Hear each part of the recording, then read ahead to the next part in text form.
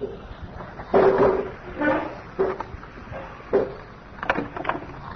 continue the story of Arizal. The topic about Arizal, this is the topic of Arizal's Nesiah, his trip, his journey to Eretz Yisrael.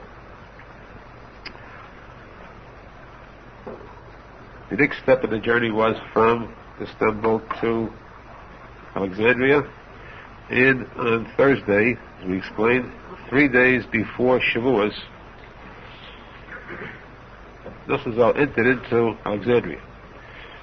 3 days means that Shavuos was Sunday and Monday, or just Sunday in Eretz Yisrael. 3 days before meant that Thursday, Friday, and Shabbos are known as the Gimel Yemei Bola. He entered into this city from the port, left the ship, and followed the captain through the streets of the city. He was first frightened, astonished, amazed at the difference in the type of people that lived in that city, this country. How different Egypt was, not just from Europe, but also even from Turkey. A different type of language. The language was so strange to him. The type of clothing they wore, even the animals were different. Here there were camels, other types of animals that were not seen in the European countries. Aside from this, Rosenfeld was dressed in his regular clothing, regular type of Hasidic clothing, and this caused people to stare at him. The strangers stared at him. Many of them looked at him with animosity. They began to mock him, jeer at him in their foreign tongue.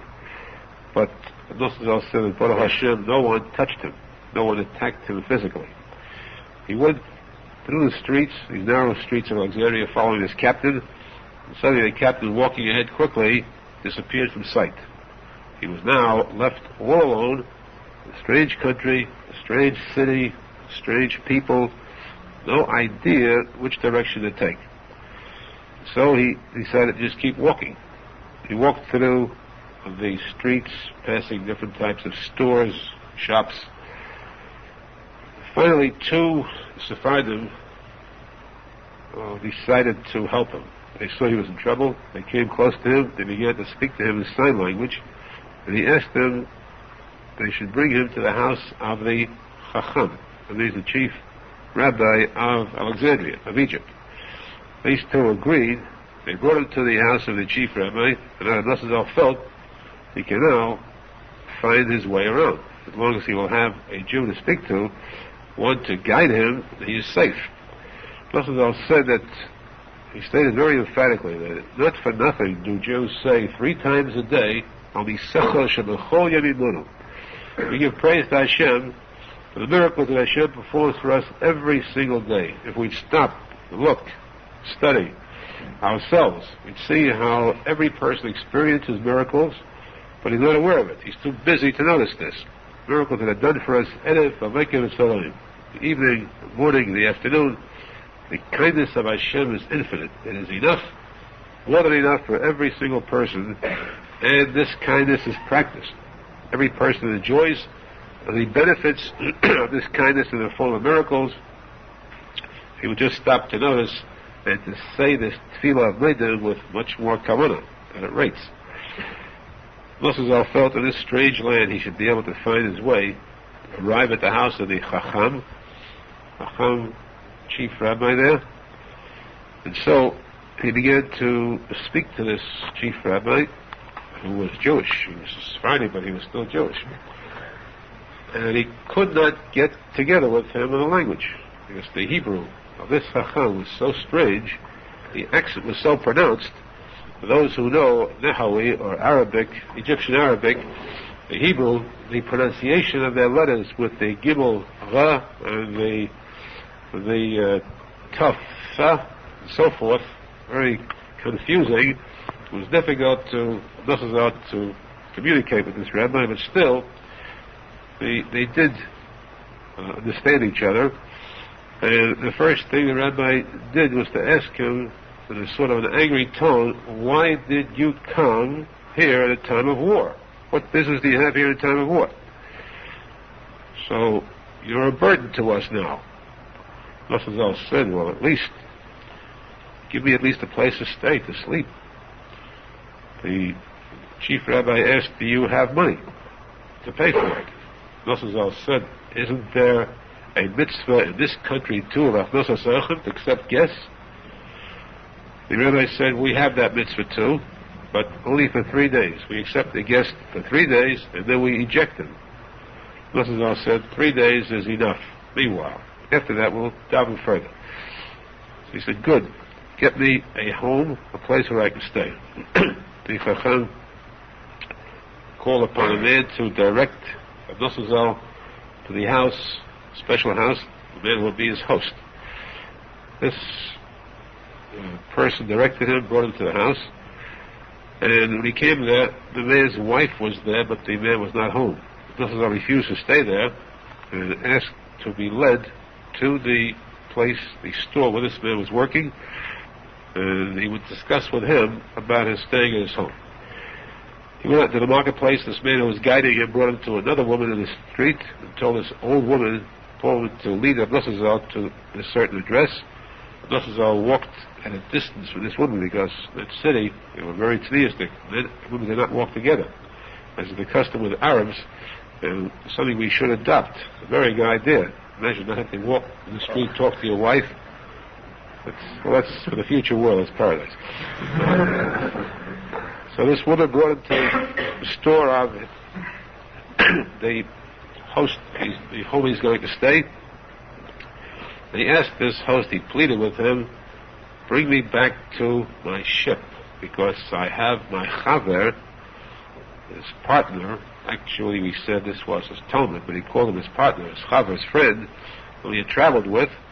He said, bring me there because we have our baggage there. I must take it into the city. We're through with that boat. That boat goes from Istanbul to Alexandria.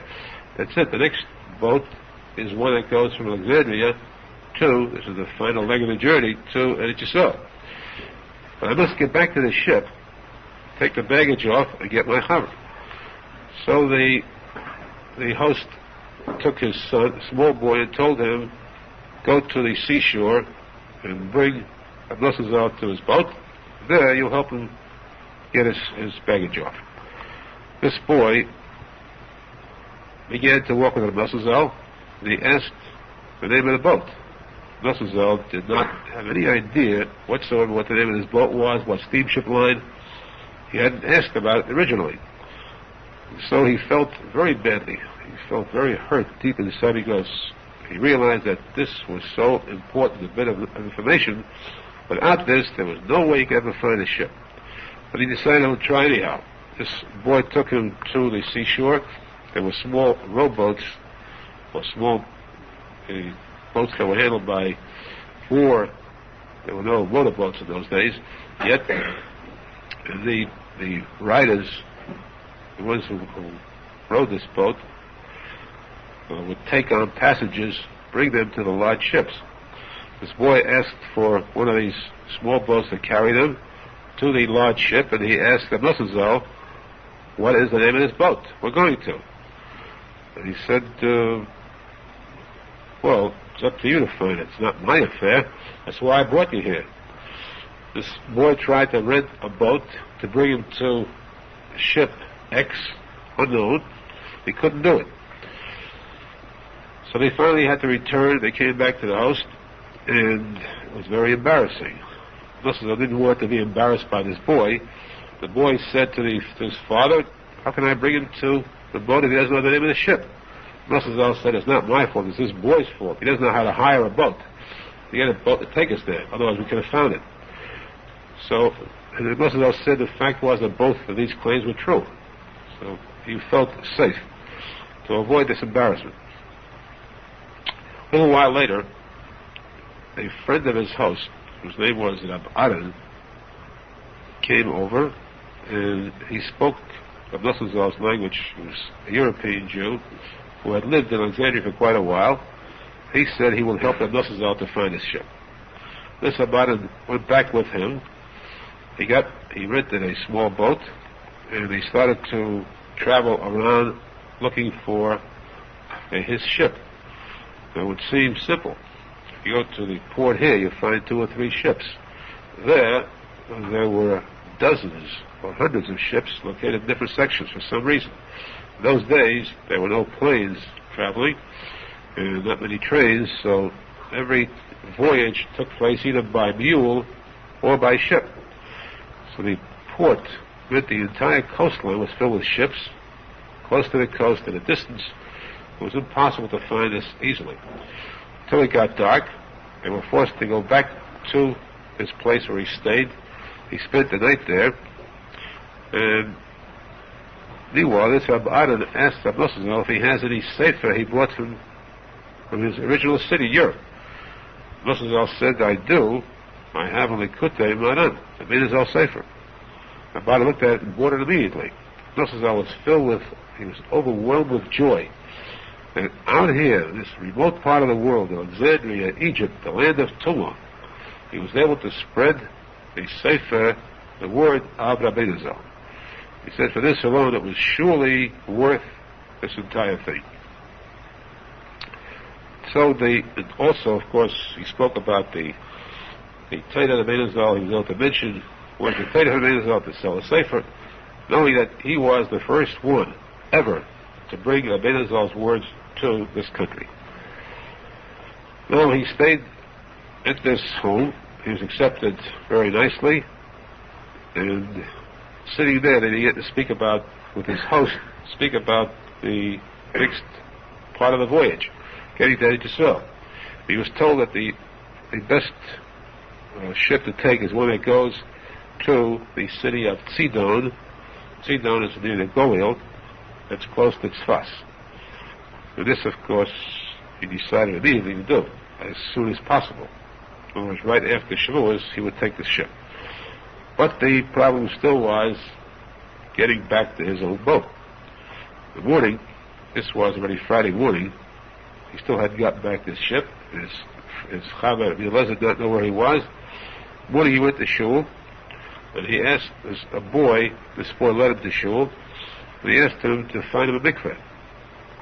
How do you go without shul without a mikveh? And his boy brought him to mikveh, and there was a woman sitting there and said, this mikveh is only for women. Men do not go to the mikveh. Men do not frequent the mikveh in that city. This is a Sephardic custom, not just Halabi, but all Sephardic. We know because it was a Sephardic custom until recently, when they got some wild ideas injected into them, and today, the Brooklyn Sephardim, a very large number of them, would go to the mikveh regularly, Baruch Hashem. Now this boy still was a sharp brat kid boy, and he persuaded the woman to let the Nosson into the mikveh.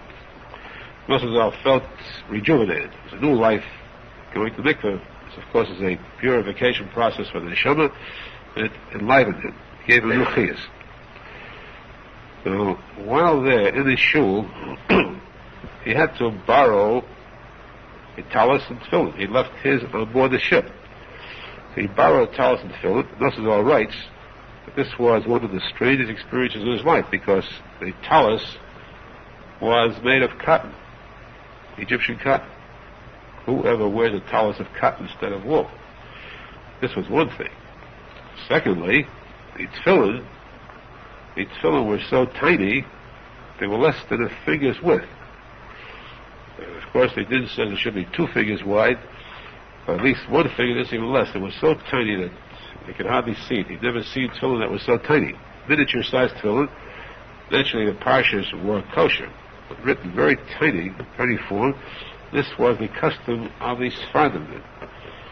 Despite this, Nosson did put on this cotton talus and a tiny tefillin.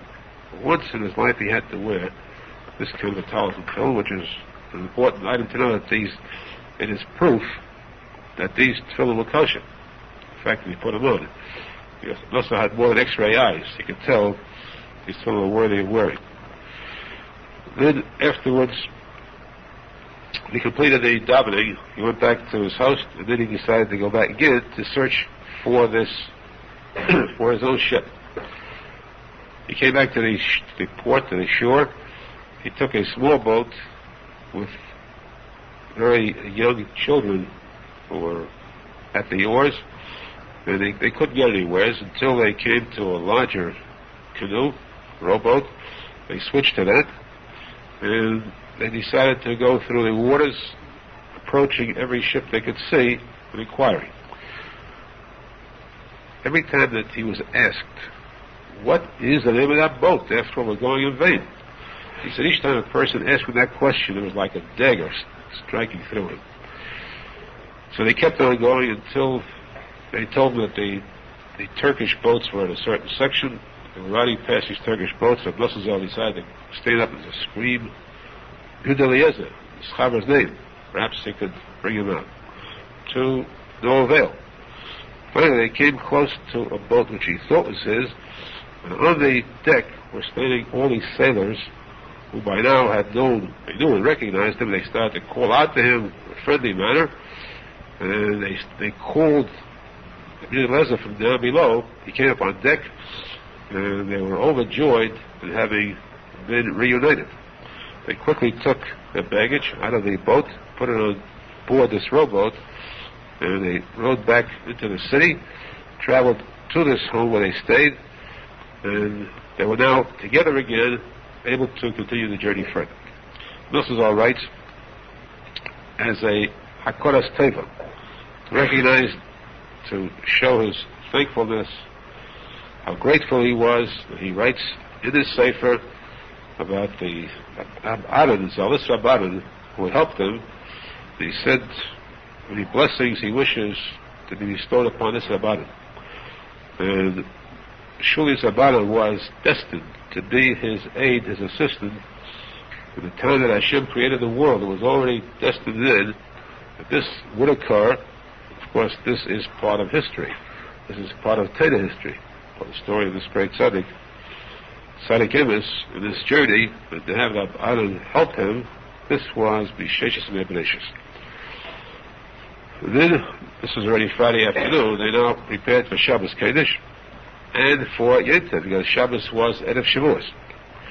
They had to go to a barber to take a haircut. Also said again, this is one of the strangest experiences too, because they have different types of barbers, different types of instruments, and different types of haircuts. From there they went to the mikveh. This time they were admitted readily. They were filled with a great simcha that they were zecher to be together again there for Shabbos. And meanwhile he heard that immediately after Yom Tov there is a ship leaving for Eretz Yisrael, for the city of Tzidon. He arranged passage on this ship, and while staying in this room by his host, he had people come there to his house. They davened together there. Arizal spoke. Arizal was a chadash, that is, he wrote Chidushei Torah. Now, you know that Arizal's Sefer, he wrote many sforim. His own Sefer, the main one, is called Likutei Halachos. It's 8 volumes written on the 4 Shulchan Aruchs, the 4 basic sections of the Code of Law. This Likutei Halachos is one of the deepest compilations ever, because this combines the Shulchan Aruch based upon the words of the Arizal Likutei Maran attached to the Seidos of the Arizal. A person going through the Sefer will find that what is most unique about it is that even a child, a layman, can understand the language easily. Arizal's language is so pure and so simple, every person can understand it. Even if he mentions the deepest topic, he brings it down to a level where even a child can understand too. And this is, of course, one of the greatest treasures that exists today in Torah. We know this for a fact. To mention again, repeat the fact that at one time Arizal was approached in a dream by Rabbi Nachman. This is when Arizal was suffering because of the torment by the opposition. He was thinking, Rabbi Nachman said to Rabbi Nachman, you have done very good with this Likutei Halachos, this Sefer. With Rabbi Nachman was a stranger, one that was strange to Rabbi Nachman. In his dream he asked, because the stranger said, yes, very good. The stranger agreed to, joined in this statement commending Rabbi Nachman. Rabbi Nachman asked, who is this one? Rabbi Nachman said, this is Moshe Rabbeinu. He has come to show the kedusha, the greatness of the sefer. To this day, there are thousands of Jews who might have been lost, who might have given up hope, but the Likutei Halachos is what raised their hopes, what encouraged them, what gave them strength to go on and to rise up, many to become great tzaddikim. So part of this was written in that attic, that small room he had in Alexandria. Though he was so occupied, though there was so much tension, he still had time to sit, not just to learn. Learning is one thing, but to be chadesh, to compose depth in Torah. Part of it was done in that room, and a great part too was done on the boat going to Tzidon. That night, that is the night of Motzei Shabbos, which is the night of Shavuos, the night when every Jew stays up. He stayed up in the house, this room where he was with his host. There he said a Tikuney Shavuos, the Idra Kadisha, that's the part of the Zayda Kodesh it said then, and he drank coffee during the night. And closer towards morning, they gave intoxicating beverages, distributed this to those who were present. Rosenfeld writes that they gave this with something to eat, sort of cookies of some kind, to them. Note that Rosenfeld was so strict about this point. Following the words of Arizal, based on the Zayda Kodesh, that a person should not eat before davening in the morning. If it is close to Masikin, he should not eat or drink anything. And it's important to note again, Arizal said that during his entire lifetime, he never drank even water before davening. There are some people who are not particular in that. There are some people who are particular in eating more than water. Of all these different minhagim, certainly, unquestionably, the words of the Zayda Kodesh, in fact, the words of Shulchan Arizal says this, Adam, that it is an open disrespect to the king, to Hashem, if you drink or eat before offering food to the king. Now, what is food for the king? Hashem Kaviyachal. The Jews brought a korban, an animal, they placed it on the mizbeach on the altar, and they would burn this, and the smoke would rise up to heaven. This would be Kaviyachal, an offering to Hashem. Now, when we do not have a Beis HaMikdash, we don't have korbanos, what do we have in their stead? We have the tefillas. Shachris davening is in place of the korbanos. So therefore, this means that our davening is a food offering to Hashem. How do you dare, Zayda Kodesh asks, how do you dare to eat yourself before giving this food offering to the king? Therefore, the blessings are here too. Even when he was there in a desperate state, he still kept to this, abided by it, and said that this food, this bit of food, was sort of a snack, was offered, and the others ate it, but not himself. Now they sang Semitas during the night, very strange type of tunes, Sephardic tunes. Rosenfeld said he listened closely, and he picked up the tunes. In fact, he began to sing with them. Apparently he was a bar menagim. In the morning, after davening, they ate the milchig meal, as is our custom too, but then they ate milk and honey. This was their custom. Of course, it stands for the words of the Torah. This is the day in which the Jews received the Torah. Rosenfeld davened again in the house of his host, while his chavruta went to shul to daven. When he came back, he told again of a strange sight, how different the Sephardic custom is than our custom. He said Rosenfeld didn't see this, but he was told this. The Sephardic custom is that when they lay the Torah, they take out the Sefer Torah, and instead of laying it down on the table, they stand it up. And in the cover, the tick, the silver metal cover, they have it standing upwards while they read from there with the Sefer Torah standing. This was an interesting point. Note that they never knew about this before. All those years, there was no knowledge of Sephardim, apparently in the section of Europe. So this information was very interesting to Rosenfeld. Of course, today we are blessed with with having a proximity, a closeness to Sfardim, and we pick up some good points from them. If they are wise, they pick up from us too.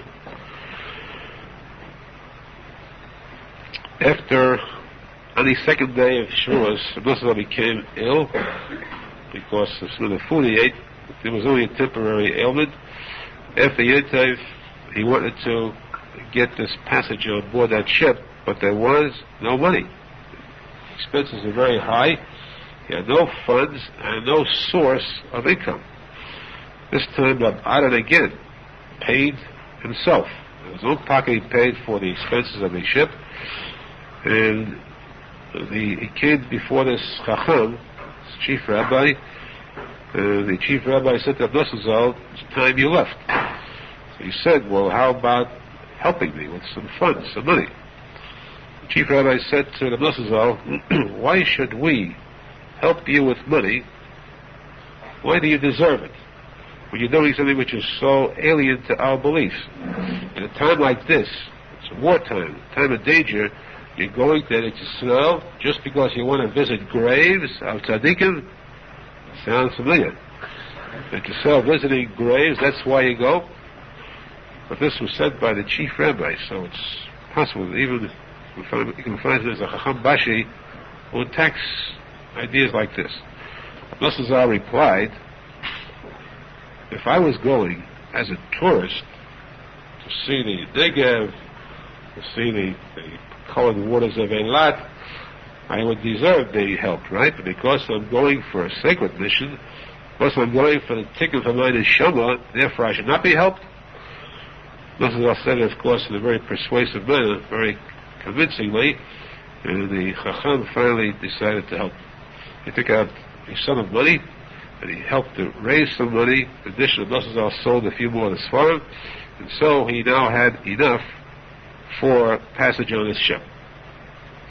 He got the permit to leave Alexandria with a lot of suffering. It's a tremendous amount of Yisurim. It's more than can be told. Finally, he got himself aboard this ship. Most of this was done through the good graces of Rabbanim. And of course, again, Arizal writes about this, so that for posterity, Rabbanim's name is mentioned, the Shvach, praise. So Arizal writes that he left Alexandria aboard this ship on Friday, 2 hours before Shabbos. He left in such a hurry that there was no time to buy food for the journey. You couldn't order Schreiber on this trip, kosher food, as you would on an airline. You had to buy your own food for this journey. He had no time to buy it, and he got on board the ship, and the ship left immediately. Arizal writes how fitting this is, and how wonderfully reminiscent it is of the fact that the Bnei Yisrael, the Jews themselves, were in a hurry to get out of Egypt originally. They left Egypt, and the Torah itself testifies to the fact that they did not prepare any food when they left Egypt. No time to bake bread, they just had these matzahs, and that was it. Here again, he experienced the same thing, leaving Egypt in a hurry, extreme hurry, without preparing any food for himself. And he felt a deep sense of relief getting out of Egypt. Those who travel to Russia and get out feel that same sense of relief today. The Mokkah of Tumah, then Egypt, Mitzrayim, of course, is called Mitzrayim, Mitzrayim, Meitzar. Meitzar means the confines, the compression of the Tumah of all the Klippas in Egypt. Because when the Jews were there, they cleared out every drop, every last trace of a spark of Kedusha. That's why the Torah says no one is allowed to live in Egypt anymore after that. There were some tzadikim who were there, in Arizal. The Arizal was there for a while. These, of course, are mysteries. There are ones who try, attempt to give reasons, answers. It's a separate topic. We once spoke about this at length. But in general, as a community to live in Egypt is, in a sense, should be avoided. So, because of the fact that when Jews go in Golus to a remote country, there's a reason for it. Why are Jews sent to the furthest corners of the earth, because every place on earth has some nekudos, some holy sparks that are imprisoned there, that could be taken out, removed, only through a Jew doing a mitzvah, performing an act of a mitzvah in that place. It's the reason why Jews go into Golos to every corner of the earth, but not Egypt, because Egypt no longer has any of these nitzutzos kedushes. However, in Russia, the second place of tumah, second in line, Edom Horosha, it means red Russia. Edom is red, where that's the worst tumah of all, Samach Mem. There, a person going there, doing a mitzvah, could feel the tumah around him. Getting out is one of the ones called b'chit pozin. But of course, this was a step to Eretz Yisrael, and that's why the Nosson was forced to make this. He was very glad to get out. During the journey to Eretz Yisrael, he felt a little sick and became a little ill aboard the ship. Finally, on the fifth day, that's on Thursday rather, he saw land. This was the shoreline of Akko, which is north of Haifa. This was on Thursday. The boat did not stop there. It traveled until Shabbos. About 2 p.m. on Shabbos, it reached the port of Tzidon. It's further north. The captain and the crew wanted to chase R Nosson off the ship. They said, "You're the only passengers here. The two of you get off because we must continue on our journey further north to Beirut." This boat, the original destination was Beirut, Lebanon. But this is a temporary stop. Nosson pleaded with the captain that it's illegal for a Jew to get off the ship on Shabbos, to wait until Shabbos is over.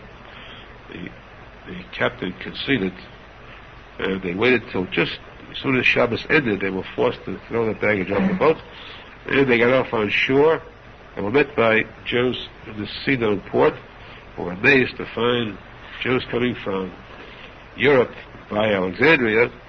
They were forced to stay there. This was Saturday night till Sunday morning because they had to go through the customs inspection. They were forced to wait until the next morning, and then they were allowed to leave the port, enter into Tzidon, and the first stop that Nosson made, he wrote, his biggest thrill was to get to Eretz Yisrael, to realize the walking in the 4 steps, getting off at Tzidon. According to the Gemara, that is not yet Eretz Yisrael. That's considered Chutzlavis. But just beyond a certain point, you have the kever of Zevulun, one of the 12 Shvatim. Nosson visited this kever, the first kever of tzadik he visited, and this kever is already in Eretz Yisrael. So here he was sure he got Eretz Yisrael. His hopes, aspirations, dreams were now realized. He was zeichet to get to Eretz Yisrael. It is very difficult to describe what kind of a thrill this is. Today, you pay a small sum, big sum, whatever it is, but it's easy to raise that money comparatively. Get on board a plane, sit down in a comfortable seat, lean back, doze off. In a few hours you get off, you're in the airport in Eretz Yisrael. You've worked very hard to get there. It's a very difficult journey. There's no seasickness. There are no sailors or captains who speak only Turkish. And there's no war. You don't hear any cannon shots going on board the ships. It doesn't take days and weeks. So that nowadays a person cannot really appreciate what's meant by feeling the thrill of finally getting to Eretz Yisrael. Again, R Nosson writes that the reason he belittles his own experience, of course, saying that it was very difficult. The trials, tribulations, the suffering were more than you can put on paper. But still it was less than that of the Arizal. Nosson writes that the Arizal's suffering to get to Eretz Yisrael, his Mesinas Nefesh, was willing to give his life for it, and that opened the gate for subsequent trips by latest Talmidim. Nosson too, being like Rabbi Arizal, the true Talmud, went through a similar experience to a degree, but his suffering alleviated the trips by any subsequent generations. So that if we have a simple means of getting to Yisrael today, it's only because the suffering we would have had was taken upon himself by the Aruch Zohar, so that today we have none of that suffering. A person who wants to get there to Yisrael could get there easily. And even still, he must want. You have to have the Nosson, the cheshik, the desire. You cannot get there to Yisrael with money alone. Even now, money is not enough. As Rosenfeld tells about that Arizal had two Talmidim. One of them had a lot of money, the other one did not. And one said to the other, I notice you're planning to go to Eretz Yisrael. So why plan? Why not just go? Take the money out of the bank and go aboard a ship and go. The other one said, it's not that easy. My heart is burning with a desire to get there, but you don't just take money out and go. The result was that the one whose heart was burning to get there did get there. The one who said it's easy never got there. It's the cheshik, the Nosson, the desire that Hashem wants. We stated many times, and Rosenfeld says, that it is impossible for a Jew to serve Hashem properly. Because if a Jew would realize how great Hashem was, His infinite greatness, he knew that whatever he does is unfitting and disrespectful in the eyes of Hashem. How can we take even tefillin? Tefillin are so holy. Tefillin are called the kisvei de malka, the crown of the king. Tefillin are the crown of Hashem. How do we dare to take tefillin of our lowly form and put this crown of the king upon our own head? Wouldn't we be embarrassed to take the king's robes and wear it in front of the king? So this would take a lot of busha, embarrassment and shame. But yet we do it, because we are coarse. We don't have the true feeling. So the act of a mitzvah cannot be fulfilled properly. That is impossible for anyone to do. Especially since we also have the Satan, the Sahara, who tries to divert our attentions and our kavanas, tries to do harm to our performing these mitzvahs. So we cannot battle against this fiery angel to really do mitzvah properly.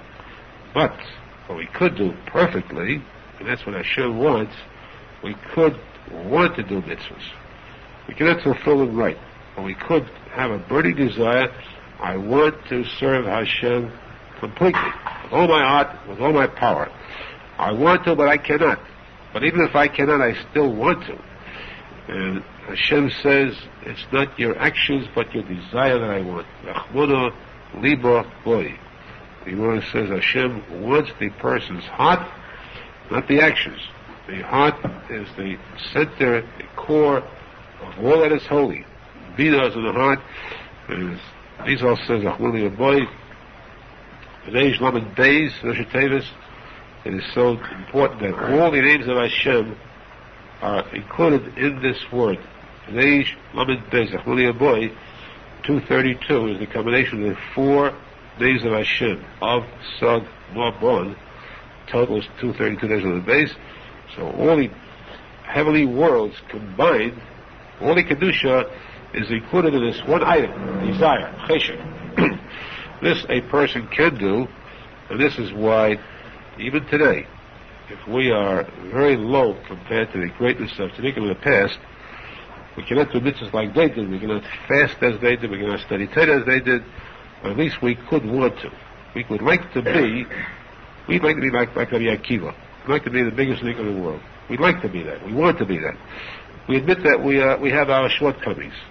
That we're going to do a big mitzvah, then a tiny little desire comes along, for a few dollars or for a piece of food.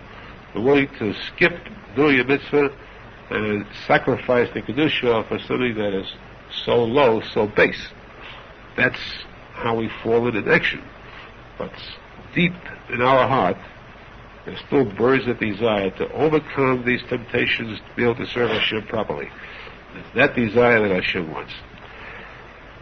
And Rosenfeld said that this desire was fulfilled in getting to Yisrael, and he got to Yisrael on the 20th day of Sivan, an important date in the calendar. On Tuesday, he wanted to go to Tzfas.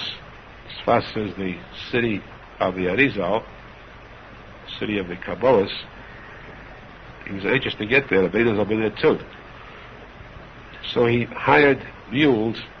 The way to get to Tzfas and Tzidon was through mules. In fact, the only place in Israel. Whereas today by car it takes an hour or so from one city to the next.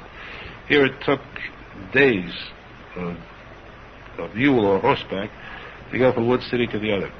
So he left the city of Tzidon to Tzfas on Tuesday evening.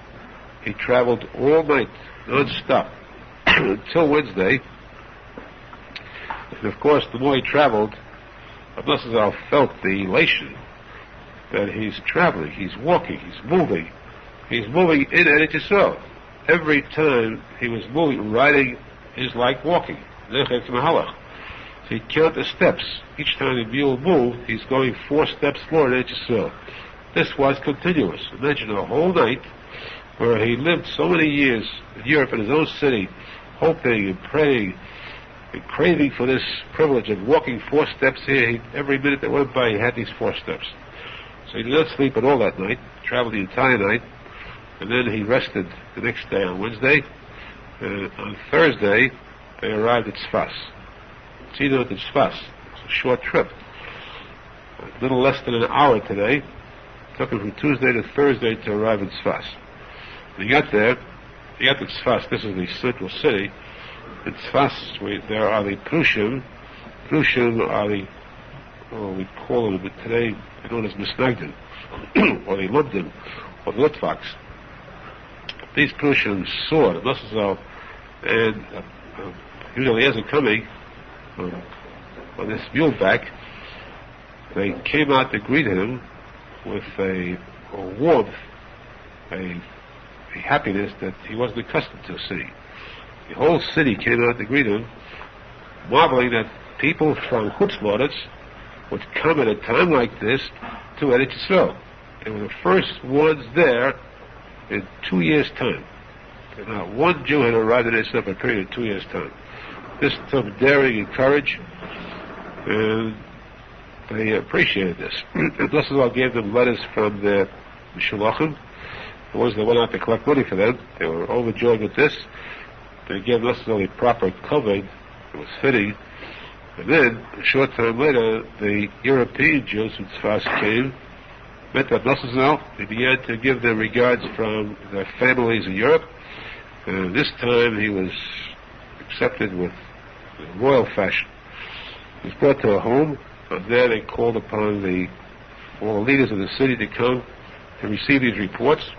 They stated to Nosson that you have actually brought new life, new spirit to the entire Eretz Yisrael, because they sent a message to Yerushalmi saying that there are Jews here from Europe and that there is success on the part of the Shulchan. They're sending the money, receipts from the overseas European countries. And so the welcome he received was one that thrilled him. Especially in Tzfas, he saw Arizal's sister, who was a widow. He met her there, and he was there to walk in this city, this holy city of Tzfas, where the people couldn't get over the fact, as great as they were, they couldn't understand, they couldn't conceive of the fact that here were Jews who at a time of war risked their lives not to come to settle in Israel, but to come there on condition to return just to walk a few steps on the sacred soil. How could it ever be expected that anybody would have such a fiery desire for this mitzvah? So they had a number of assemblies that Nosson would speak, and he spoke words of Rabbi Nachman. Now, imagine his happiness that he was there in Eretz Yisrael, the city of Tzfas, to speak, to give shiurim on Rabbi Nachman's Torah. This brought the deepest happiness to him, because now his mission was really fulfilled. It remained only to satisfy himself in visiting the holy places, meaning the kivrei tzadikim.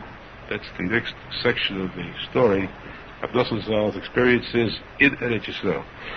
Again, we should take to heart the lessons Rosenfeld Mesidas Nefesh, the fiery manner in which he served Hashem in everything he did, and we should try to emulate this, our rabbis, to make a routine, to do as they did to the degree that we are able to.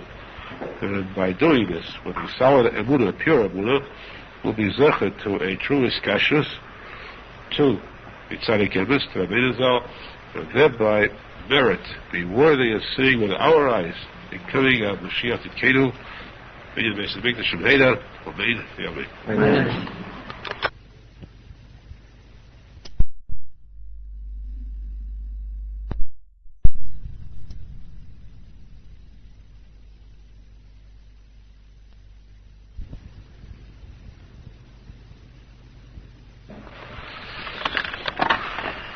We continue this year Rabbi Arizal's story of Rabbi Nosson's trip to Eretz Yisrael.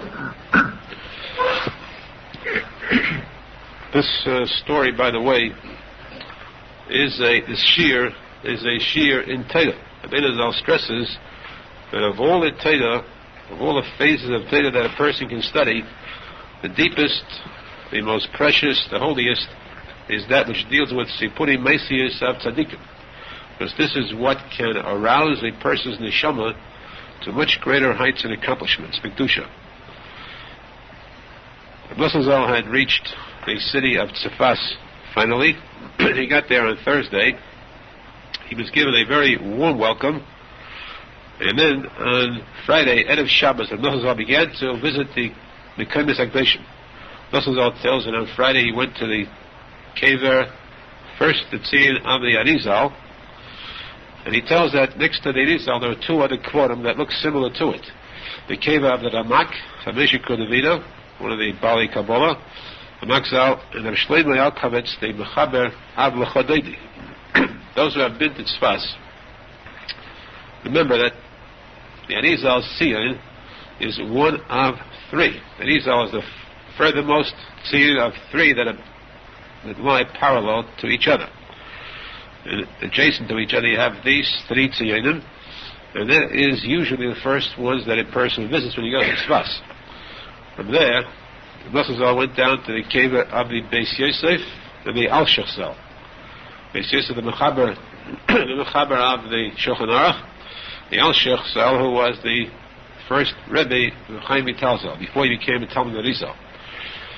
Well, that too, I believe most or everyone here has been to Tzfas. You recall that going from the Arizal downhill for quite a walk, you get down to the cave of Beis Yosef. But before that, we come to just a few feet down below the Arizal Tzion, is the Tzion of Shimon Zal, Rabbeinu Zal's Talmud, is Mishamish B'Kodesh. Of course, at that time, Shimon Zal was not in Eretz Yisrael. That's how we find that Moshe Zal's trek went from the Arizal right to the Beis Yosef. Moshe Zal was very happy, overjoyed at this sechus, being there the first time, being zecher to get to these Syrian Magdeshim. This was an indescribable simcha. This was on Friday afternoon. On Friday evening, that is Friday night, at the meal in Tzfas, sitting among the Gedolei Tzadikim in Tzfas, and on Shabbos Kodesh in the morning, Moshe Feinstein told to the assembled people the story of Rabbeinu Zal's trip to Eretz Yisrael. He also spoke Divrei Torah, words of Rabbeinu Zal. And he was very happy again at this sechus, that he was zecher to get there to Israel, and there to spread the words of wisdom of Torah and Rabbeinu Zal. This was during the Shabbos morning meal. At Shalosh Shudas, the third meal, as is customary, Moshe Feinstein was invited to speak, and there, Moshe Feinstein tells that he spoke the Torah of the Likutei Moharan, Torah Reish Pei Beis, chapter 282 of Likutei Moharan, which Moshe Feinstein himself states is, in his opinion, the most important Torah of the entire Likutei Moharan. Now, the fact that he spoke of this Torah there is something that is so remarkable that we should take note of this very carefully. What does the Torah say? This is something that everybody has learned himself, has heard time and time again. And yet, each time you hear it, it is made to inject into a person's heart and neshama a new feeling, a rejuvenation. The Torah is based on a posek, Hazamna Elokai V'Odi. Just one word, and then we'll see this remarkable point. Hazamna Elokai V'Odi, the Arizal says that every person has within him a guilt complex. A person who is honest with himself. He feels guilty. He feels that he did not fulfill his mission, his duty, his responsibility to Hashem. In the Torah we find mitzvahs. Each one of the mitzvahs has the word chayev. A person is chayev li'oniach tefillin. He's chayev li'tein tzedakah. He's chayev to do these mitzvahs. Chayev means one who is in debt. He owes a debt. He owes his debt to Hashem. He is not free until he pays off this debt. So each person has a debt to fulfill these mitzvahs. The person who does not fulfill it means that he still is in debt, and he's shirking his duty to pay to Hashem this debt. Now, a person feels this guilt complex that he has not paid the debt properly. When it came to putting on tefillin, he did not do it with the right kavanah. When it came to davening, he had his mind on something else. When it came to giving tzedakah, giving meiser and tzedakah, he knows in his mind that he earned more than he gave. He earned more than he gave less than 10% of his true earnings. He tried to hide within himself.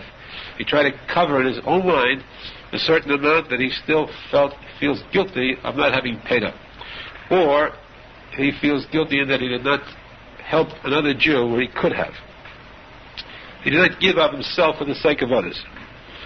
So when a person begins to study himself carefully, he finds that he is a Rasha.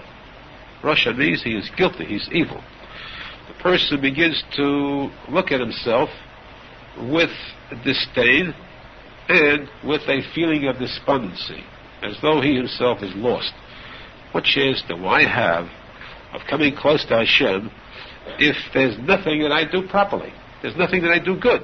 The only thing I do good is I eat well, I enjoy myself well, physically I'm perfect. When it comes to the ruchnius, then I let myself down completely, and I know that my actions are very not fitting for a Jew. So actually I find nothing good in myself at all, therefore I consider myself lost. There's no hope for me whatsoever. Arizal says this is the attitude of many Jews who mean well, who are honest at heart, and they mean well by this, and with this they fall into yish. Arizal says, what is the answer for this? What is the solution? The solution is that, again, study yourself. And look into these same mitzvahs that you've done. I davened without kavanah. Bad, very bad, failed.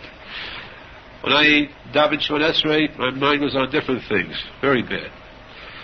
I rushed through the davening. I rushed through without kavanah, putting on tefillin. I got through and I ran. But there is something good. There's a tiny drop, a little dot, a little light in all this darkness. I did take time out. I could have gone to business earlier, and I spent time, a few minutes, to go to shul and daven. True, it was a very weak davening. But there's one good point there. There's something that still was good. Or I recall that a certain line in the davening, I sort of poured out my heart right there. I felt slachlonim. I said the words with more kavanah than usual. There's a little dot there. There's a me'at. Oid me'at. Still a tiny drop where it wasn't bad. There's a posek in Tehillim. The Melech says, "V'oid me'at v'ein rasha." V'ispainanta al mekoymai v'einenu. V'oid me'at, a little drop more. That little tiny dot, v'ein rasha, and there's no rasha. What does that mean? And in all this evil, there's a little me'at. This oid me'at, still a bit. V'ein rasha, and there's no evil at that point. Is by not only coming. Look at your place now, where you are. You're not there anymore. You've raised yourself to a higher level because you were done like because you judge yourself to the benefit, to the good. Why? Because of that oid miyat. This oid that a person has, which means a little dot, a drop of good, that little bit of good, so tiny, could help to elevate a person to the highest madrega. You can judge yourself for the good. This, of course, Arizal says, applies to judging others too. You see a person who's bad, and you just discard him. Discard any chances of trying to bring him closer, trying to help him. That's an evil act. Look for the good in each person. Search out a drop of good, where that person is not bad, and you'll find he's no longer on this low madrega you thought he was. This includes yourself too. This, Arizal says, is the translation of the words Azamra l'Ekai bi'odi. Azamra l'Ekai, I will sing.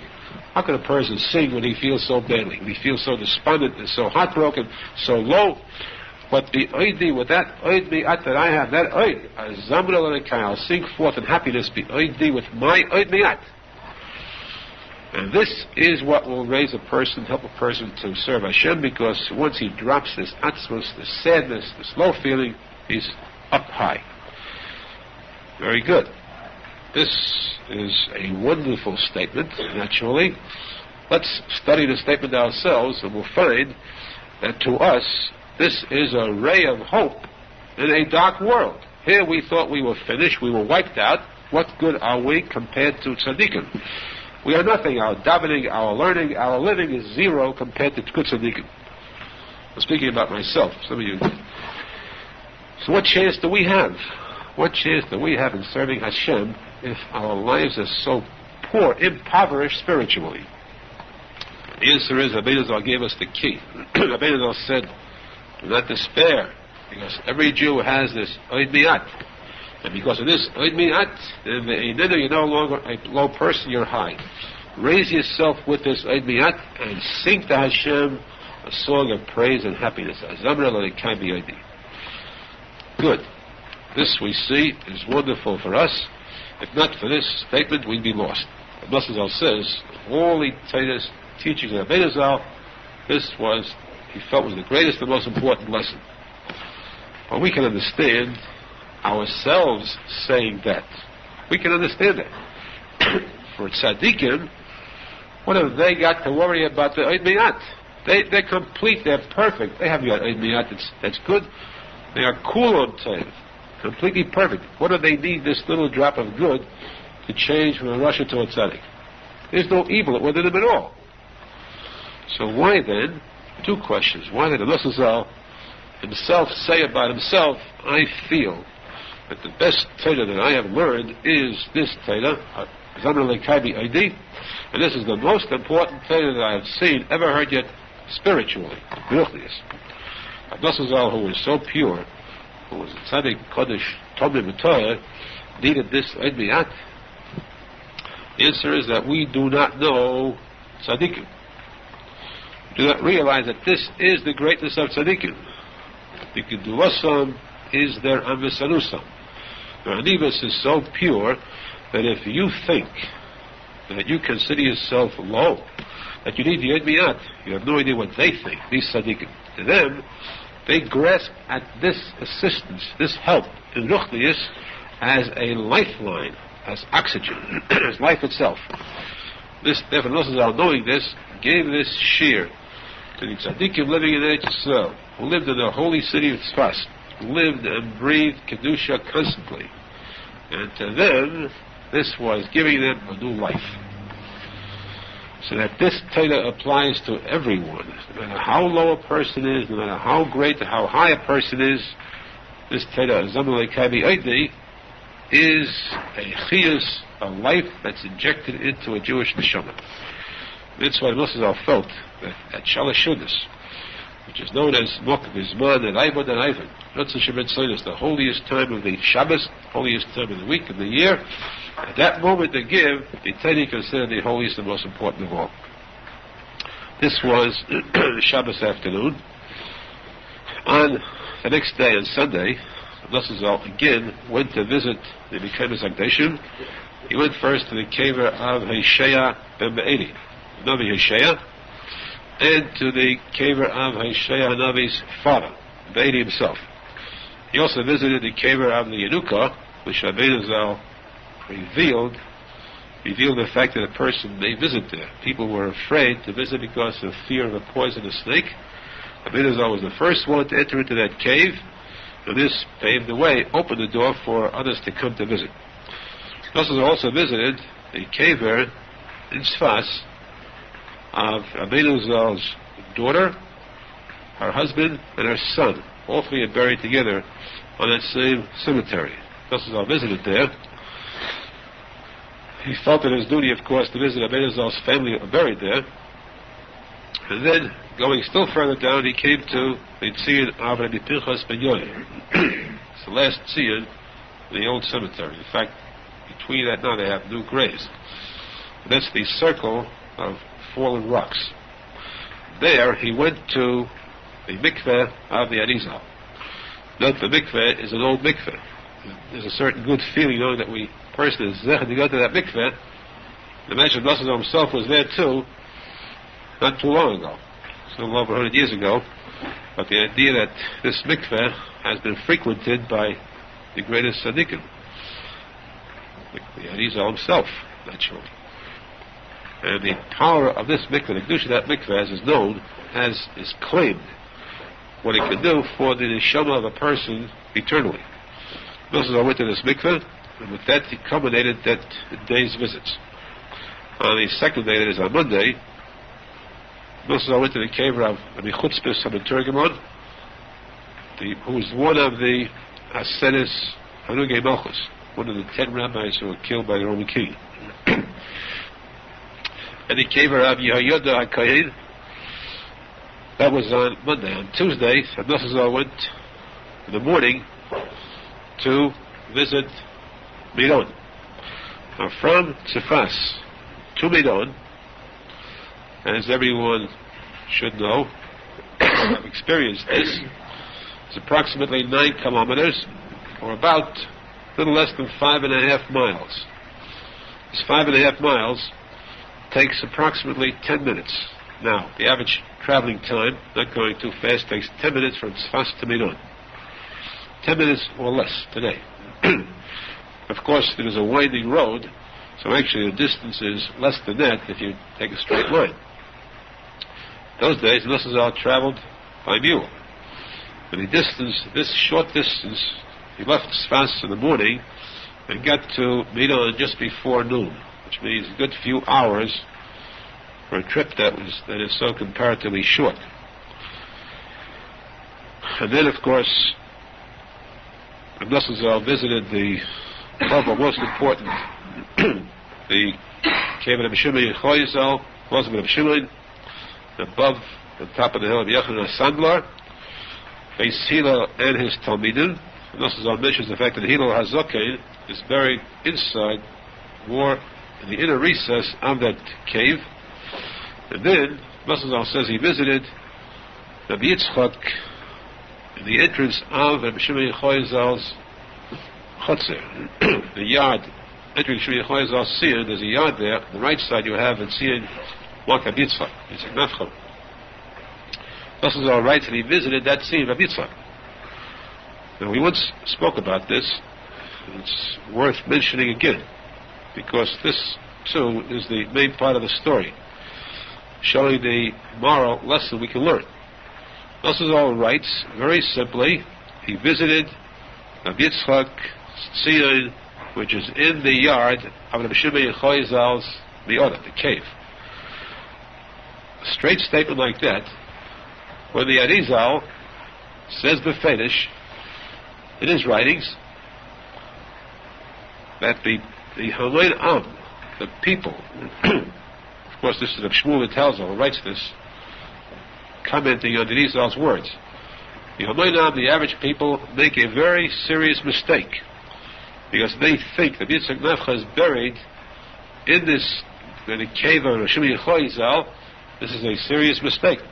Arizal himself, at one time, spent time, he had the power of going to these graves. With his eyes, he could see the neshama, the nefesh that was buried there. He could see it and talk to it also. So there was no way there could be any mistake, chas v'shalom. Arizal was able to see every single neshama. He could see them standing over the grave, talk to them, converse with them.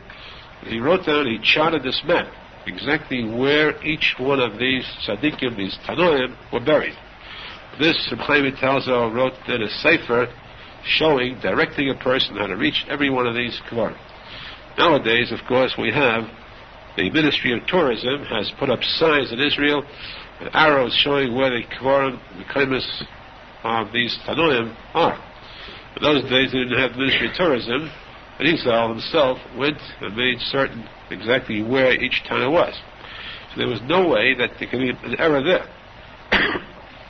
Well, that Shmuel Talzal writes that the Hamoinam, the average person, erroneously has gotten into his mind that in the courtyard, forefront of Shimon Choizal's cave, there is buried a Yitzchak. And this is an error because his actual burial place that Arizal pointed out was much further away in Tzfas. And yet, Rav Nosson, who was undoubtedly the greatest Baki in his time, in all of the phases of Teda, especially the Sifrei Kabbalah, the writings of Arizal, Kitzur Arizal, we see from his own sefer he wrote, Sforim. Surely, having read this, Rav Nosson writes very blandly, very calmly, he visited the cave of Rabbi Yitzchak, the grave of Rabbi Yitzchak in the courtyard of the Shimon Choizal, which would strike us as very strange. We explained that it is not the issue of who is buried there. Certainly there is a Tana that is a holy tzinin. Rav Nosson writes it was Rabbi Yitzchak because to show that if the Hamoin Am, if the ordinary person says Rabbi Yitzchak is buried there, Nosson said, I will not show myself to be superior to them with my knowledge of the Arizal. I am one of the Hamoin Am. I am that simple and that low. I state also Rabbi Yitzchak. If there is an error, let me be part of the Hamoin, part of the Tzibur in this same error. This was the Anibus, the Tara, the purity of Rabbi Nosson. On the way back to Tzfas, Nosson visited the cave of Rabbi Yom ben Yefes, Rabbi Yehuda, Rabbi Loi. If you recall, this is just a few minutes on the way. It's on the road, in fact. The paved road we have today, this is right at the side of the road. Rabbi Loi, and Rabbi Loi, his father. Also, there is buried Rabbi Krus Bedoi and his mother. Nosson says he was not zecher to visit this scene, which he regretted, but for some reason he could not get to the scene at this time.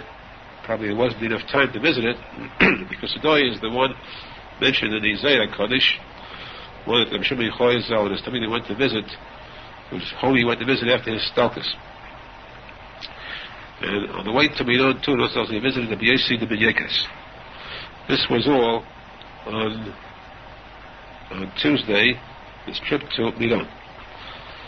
On Thursday, Nosson set out to Tveria. He set out in the morning. Again, remember this ride is approximately a little less than an hour today, and it is an hour when it should be really no more than about 20 minutes. It's just that the roads are so winding, it's at least 3 times the distance. If there was a straight road, it would take 1/3 of the time. Going by mule, they would avoid this winding road. You could climb the mountains better than a car could. So the trip took from morning until evening. It was a whole day's trip. Nosson got there. Again, there were people awaiting him. He was given a semi-royal welcome. They were aware of the fact that he was coming, that he had arrived, and of course his name had spread. The people there were zecher to know little of his greatness. Of course, we stressed the fact Nosson came there, and each one that he visited, he regarded as one superior to himself. One of Zechri and Yisrael, as a person, an ordinary person should. Nosson acted like an ordinary person. On the next day, on Friday, Erev Shabbos Kodesh, Nosson went to visit the Beis HaKvodes in Tveria, what is known today as the old Beis HaKvodes. And then he visited the cave of Rabbi Nachman Hori Denker. That's Menachem grandfather. Menachem is Menachem ben Simcha, His father's father was Rabbi Nachman Denker, who was one of the Talmidim of the Baal Shem Kodesh. In fact, there's a whole story about how there was an attempt at a shidduch made between the Arizal, Baal Shem Tov, and Menachem Mendel Schneerson. Shidduch which did not work out for some reason. Menachem Mendel was a very close, very loyal Talmid of Baal Shem Kodesh. There also he visited the grave of Mendel Zal and Rav Aharon Zal. Rav Aharon Zal, you recall, was the tzadik when Arizal had met in Israel not too long prior to this trip, and Arizal said about Arizal said that he is the one person he has met who had shleimus, complete tzadik. Also the keva of the Shipativkidov and other tzaddikim, which Nosson does not enumerate. The keva of Rav Kana and his Talmidim. Rav Kana was an Amayim of the Gemara, his Talmidim, and then the tzin of Rabbi Balanes. Then they went to the Chamei Tiberia, the hot springs of Tiberia, and they bathed in these hot springs. So in case a person goes to Tiberia and doubt whether he should bathe in the hot springs of Tiberia, there is your heta. Nosson was there. It's kosher waters to bathe in. Of course, we just learned recently that the Chamei Tiberia are the remains of the hot waters of the Mabul, the hot springs of the Mabul. This is one of those waters that remain.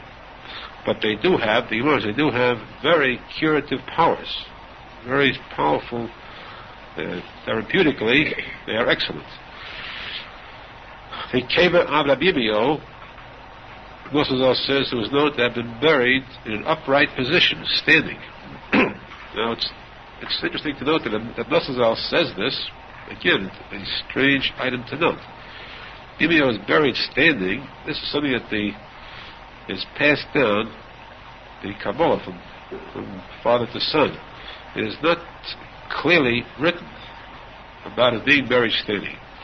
It is written in Fedish that the Meir Balanes was buried standing, in upright position. This was not mentioned before.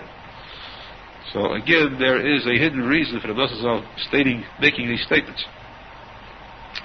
And of course, again, we'd say the hidden reason is the simple anivus of Nosson. And then he spent the Shabbos in Tiberia, and it was a very happy Shabbos, naturally. When saw his Shabbos Kodesh, Nosson was invited to a chasana. He was happy that he was made a chasana in Yisrael.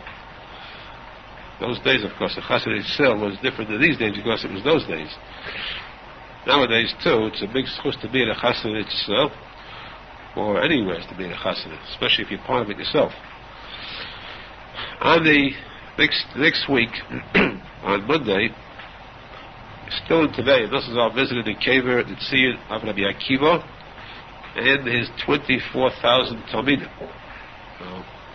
It is strange that just recently, just in a recent few years ago, the kever of Rabbi Akiva was marked. Until about 4 or 5 years ago, there was no sign whatsoever on the tziyun of Rabbi Akiva. On top of that tall mountain, there was a sort of an entrance to a tunnel, sort of, and there was no sign showing it, but those who knew this was the place where Rabbi Akiva was buried.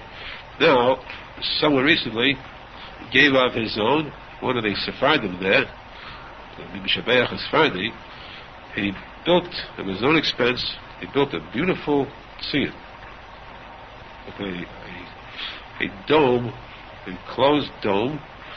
This really beautifies the tziyun because this can be seen from different parts of the city now. Nosson says that this tziyun of Akiva was on top of the mountain, and below, along the side of the mountain, are buried all his 24,000 Talmidim. There are no markers there, but it is a fact. And the fact is that there's nothing built on that mountain. That should be sufficient proof. Also, Nosson says that opposite the Akiva's tziyun, though there's no marker till this day still, opposite his tziyun is buried Rabbi Akiva's wife. Now this obviously refers to Akiva's first wife, Rachel, who was the sole inspiration to Rabbi Akiva. Akiva himself stated that everything he had, he owed to his wife, the one who helped him, who inspired him to go study immediately after the wedding, who told him, leave me and go to the yeshiva to study. The reason I married you is that you should study until you should become a Talmud Chacham, a tzadik. Of course, it was to her credit that he became so great. When he returned, you recall a story that his Talmidim wanted to push her aside, and he even told them to beware, because she is just as holy as he is, and the Torah that they learned and that he learned is due mainly to her credit. We see how women too can rise to such meteoric heights. Rabbi Akiva's wife was so great that we find rarely any tzaddikim in history compared to her height. This was on Monday. On Tuesday, Rosenfeld visited the Syrian Rabbi Nachman ben Zakkai and his Talmidim. Now, we cannot elaborate on this point, but what I do not say shall remain obvious. We just say what the Rosenfeld says, and the rest is understood. There's an obvious point there. And also, next to his tzion, there is also a tzion of Rabbi Yochanan, one of the Ad Yisrael. Also the tzion of Amid Abasi and the Shalach Kodesh. And these are all, nearly all, everyone knows. Those who have been there know, in this four-yard, the courtyard just off the street, you have Yochanan ben Zakkai and his Talmidim, Rabbi Avasi and the Shalach Kodesh, but there is one tzion there that is not marked. To most people, it's a mystery today. Whose tzion is that? Rabbi Nachman says this is the tzion of Rabbi Yochanan, the chief rabbi of Eretz Yisrael, who was the Rabbi of the Shlokish. So this clears up a mystery, a modern-day mystery. Of course, you cannot tell it to others because this is a Breslover information. So at least we know the truth about whose tzion it is. In any event, this is all Rav Nosson says for that day. Period. On Wednesday, the next day, Rav Nosson went to visit the kevodim of Noshim Tzidkonius. This again proves a very important point, that if a person is a tzadik, a person is a very holy tzadik, even if she is a woman, she is still regarded as a tzadik. This does not subtract from the fact that she is a tzadik. And here he went to visit these kevodim, the same awesome, respectful attitude as the ones he got to till now. The kevodim visited were those of Elisheva Bas Aminadov, the wife of Aharon HaKohen, Sipeda, the wife of Moshe Rabbeinu, Yocheved, the mother of Moshe Rabbeinu, Chudo Hananiah, Bilhah and Zilpah, the wives of Yaakov Avinu, Abigail, the wife of David HaMelech, and some say that there too is the grave of Esther HaMalka. There are some who dispute some of these names. It doesn't all say. There's machlokes about some of them only. But all admit that the majority of the names mentioned, at least the majority, are all buried there, so that it is certain that you have this grave site set aside for the Gedolei Noshim Tzidkonius in the world. Aside from, of course, the cave of four couples, Yosef Pela and Cave Aracha. This is the other place. This one is in Tiberia. All this was on Wednesday. Wednesday is the day of the Lavona, which is the Nukva. We went to visit these Sionim. On Thursday, again, we went back to visit the grave of Rav Kahana and his Talmidim. And on Friday, he went to the Mendel Schneerson, Zal, again to the Meir Balanes, and again to the waters of Tiberia, to bathe in the hot waters of Tiberia. This was the night of Shabbos. And then also we got to think about the fact that he has to think of going back. He's not settling here. He was very, very short of funds. This began to press him very seriously. He could find no solution to this, because you cannot collect money from those who received money. He was among the people in Israel who send out Mishalochim to collect tzedakah for them. As King David said, you have a ditch, a pit, a big hole. How do you fill up that hole? A hole means something lacking. How do you fill it up? You cannot take earth from that pit, take out dirt from that hole, and fill up the hole with that dirt. You must have something else in a side place to fill it up. Arizal found himself in a quandary. How does he get money now? Expense money to return. He was concerned about this, and he had bitachon. Hashem would help. On Sunday, he was approached by a woman who told him that she wants to send money to her son in Chutz La'aretz, who lives near the Nosson. This, of course, is a very unusual switch. Women in Israel to send money to one living outside of Israel, very strange. In fact, even today it would sound very strange. Money usually is channeled in one direction to Israel. This woman said she wants to send money to him, to her son. It might have been a case where she was very old, and she wanted to give her belongings to the son. She had her money lying invested in a pair of silver candelabras. And so she told the Messiah, take this silver candelabra, take it with you on your way back to Alexandria, but there I allow you to sell this candelabra and bring the money to my son, which means that you can use this money for expenses then, lay it out for expense. When you get home, you take the money in your house and give it to your son, to my son, this woman said. This way, this was a solution to the Messiah's financial problems. He was very happy about this. Hashem helped him to solve this problem. He now would have enough money for the trip. Next day, Messiah left.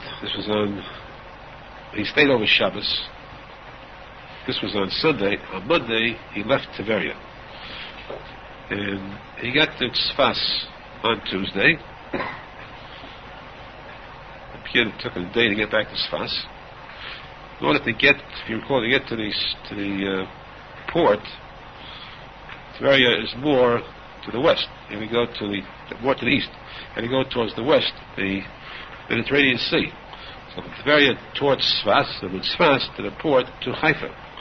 From Tzfas to Haifa today is approximately an hour and a half's ride. The Messiah went from Tveria to Tzfas on Tuesday, and on Wednesday he visited the cave of Rabbi Nachman.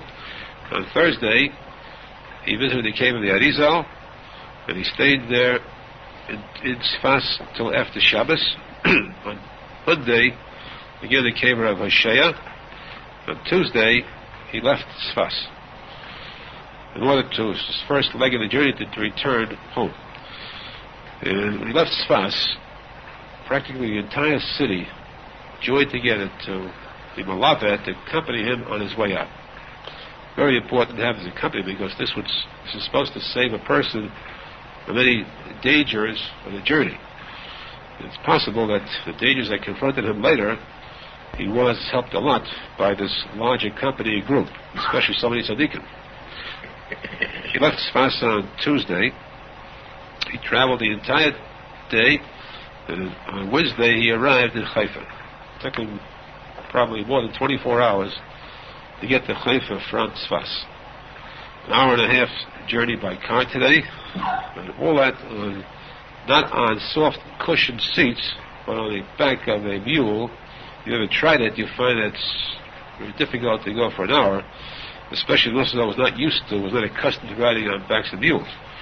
But he went, this was all done b'simcha, he accepted everything b'simcha because he was going in Eretz Yisrael.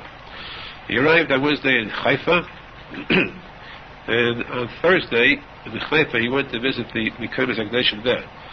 He went to the Syrian of the Yitzhak Nafcha. This is what it says in Haifa. We have an explanation for that. And Yirmiyahu the Ben Haifa, mentioning Gemara, and he went to the Oras Eliyahu Navi. He came to Eliyahu Navi. And he came there together with a group of people. He was refused admittance to the cave. A very serious argument broke out. Arizal was the spokesman for the group, and he was very persuasive. He convinced the caretakers there to allow them all to enter into the cave of Eliyahu Navi. He was very happy when he came in there. When he came, they all danced and sang the Gunim. Simcha, they got to the cave of Hanavi. Then they went to the cave of Elisha Hanavi. Rosenfeld spent a week in the city of Haifa. But he was very happy that he was zecher to get to Haifa. What is special about Haifa? A person goes to Eretz Yisrael today, he goes directly from Yerushalmi to the Golan, the famous Akdashim. It's fast, Tveria. Along those roads, very few visit Haifa for the famous Akdashim, except, of course, for the Yodas and the Anavi. Rosenfeld was especially happy spending time in Haifa because to him, the value of Haifa was the fact that the Arizal, when he arrived in Eretz Yisrael, arrived at Haifa. He stayed in Haifa, not just for the time spent there. The Arizal's main day is Rosh Hashanah. The Arizal came there and stayed in Haifa on Rosh Hashanah, stayed there during the entire Seder Simei Tshuva, was there on Yom Kippur, and then the entire holiday of Sukkot was spent too in Haifa. Since that place was that important, the Arizal's arriving in Eretz Yisrael was of benefit to every single person in the world. And this is an important point. People say this is beneficial to the Arizal's Talmidim, or to his followers, or to those who believe in him, later generations. The Arizal said that's a very false idea, a misrepresentation of fact. Because the tzadik emes, even though he is hidden, even though his light is hidden and not seen, not recognized, the fact remains that every single neshama in the world nurses from the light of that tzadik emes. So Arizal's light was increased manyfold, infinitely, by going to Eretz Yisrael. The 4 steps that he took in Eretz Yisrael were what elevated him to the position where he was so far above his madrega before, he was actually ashamed of what he had reached before Eretz Yisrael. When before this trip he was already the tzaddik emes of the entire world, the entire universe. So getting to Eretz Yisrael, taking those 4 steps, affected the neshama of every single person in the world. In this case, we could say that this has its counterpart, resembles the story of Adam Harishon. The Gemara says that when Adam Harishon ate from the Eitz Hadas, every single neshama that exists was affected by this and lost by it. Each neshama has something, a defect, because of the Eitz Hadas, because of the eating Eitz Hadas by Adam Harishon. This defect was suffered by every single neshama except certain limited few tzadikim. But in this case, by the same token, Rabbi Nachman is arriving in Eretz Yisrael, since the tzadik emes is kolon, he encompasses all the neshamas of the whole world, the Mela, his aliyah, affected every single neshama. So we believe that through Rabbi Nachman, a lot of that defect was removed. But that defect could be removed only if a person has the keli to receive this tikkun. And that keli is emunah. The person who is ma'amin can receive it. The person who is kafir excludes himself from this light, shuts out this light of the tzaddik emes. Ashrei to those who are ma'amin. This is what the Nosson said. When he got there, he was so overjoyed that he was zecher to be in Eretz Yisrael and to be in that very same place when Rabbi Nachman was in Eretz Yisrael, and most important to be when Rabbi Nachman arrived in Eretz Yisrael. Rabbi Nachman took those first 4 steps where he achieved this great aliyah, the highest aliyah possible, in Haifa, close to the cave of the Navi. That's where the Nosson was zecher to arrive at. And therefore he spent an entire week there before leaving Eretz Yisrael, filled with the simcha, rejoicing over the fact that he was zecher to this aliyah too. This was his final 4th destination, from which he would leave for Chutz La'aretz. He now arranged very quickly for a ship, passage on board a ship for himself and his chaver. They got a ship which there were a number of Jews. In other words, they had at least an assurance that no matter how long the trip would take, they would have a minyan of people to daven every day. In addition, what turned out to be very fortunate, Nosson remembered to take along a shofar with him. So they set out from the city of Haifa on what they hoped would be a very short journey, but turned out to be what we might classify as a nightmare, and they balanced the rest of the adventures, Nosson's return to his home. We'll take this up in the next year. We hope to conclude this, Mitzvah, the next year. And again we point out that from all the parts of this story, Tikuney Zohar, we find that the basis, the aside, is Amunah. Amunah and Tzadik, which leads a person to true Amunah in Hashem and the Torah and to Chai Nitzchiyim. We should be zeichet to fulfill our duty, our chiyuv in this Amunah, and thereby rise to become closer in serving Hashem, and merit to seeing, becoming a Mashiach, the Bnei Beis Mikdash from Heidah, Amen.